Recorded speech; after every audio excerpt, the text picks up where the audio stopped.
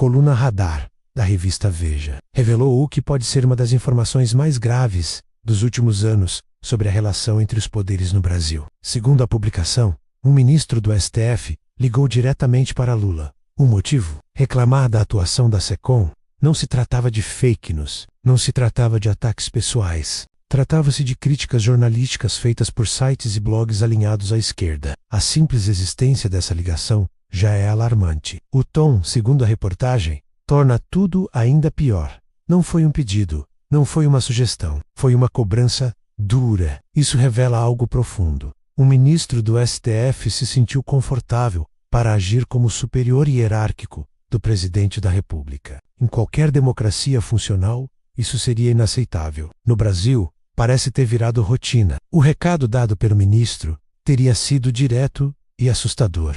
O governo precisa controlar os sites e blogs de esquerda. Controlar, não dialogar. No rebate, não esclarecer. O objetivo, segundo a matéria, era impedir que esses veículos continuassem publicando conteúdos críticos ao STF, especialmente matérias que envolvem o Banco Master e que acabam atingindo figuras centrais da corte, como o ministro Dias Toffoli. Aqui, a gravidade se multiplica, porque não estamos falando de ataques ilegais. Estamos falando de investigação jornalística. Quando o judiciário passa a exigir silêncio da imprensa, a democracia entra em estado de alerta máximo. Isso não é apenas pressão política. Isso não é apenas desconforto institucional. Isso é censura disfarçada de preocupação institucional. Talvez o ponto mais perturbador de toda a história seja o que ela revela de forma indireta. A própria cobrança feita ao presidente parte de uma suposição clara. A SECOM tem poder para controlar o que dizem blogs e sites de esquerda. Mas como?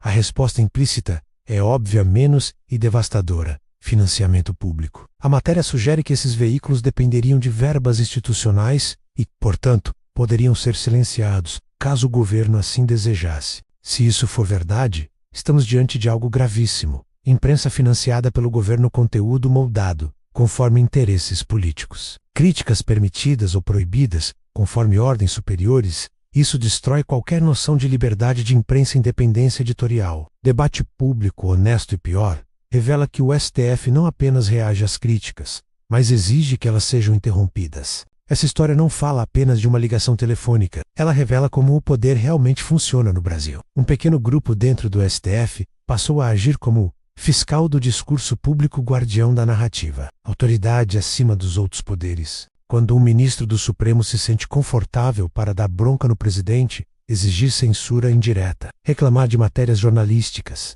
isso significa que os freios institucionais falharam. O Executivo não reage, o Congresso se cala, o Senado se submete, e a imprensa, especialmente a que depende de verba pública, fica encurralada. Curiosamente, o próprio texto crítico aponta algo que merece atenção. Essa tensão entre STF e governo Lula, que muitos enxergam como um problema, pode ser uma oportunidade. Durante anos, o Brasil viveu sob um consórcio de poder. Governo Federal, Supremo Tribunal Federal, parte da grande imprensa, todos alinhados, protegendo-se mutuamente, atacando adversários e abafando críticas. Se esse consórcio rachar, algo muda. Um STF isolado perde força.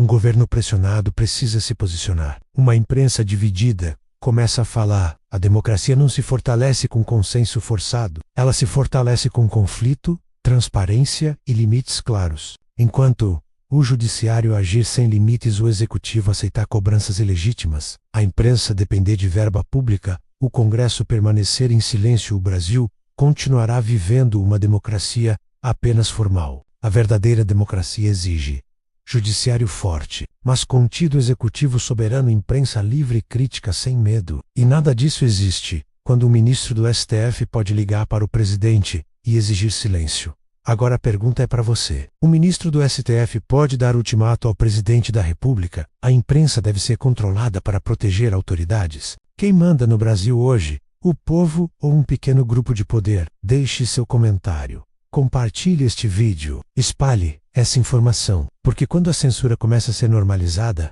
o próximo passo é o silêncio absoluto. E democracia nenhuma sobrevive ao silêncio.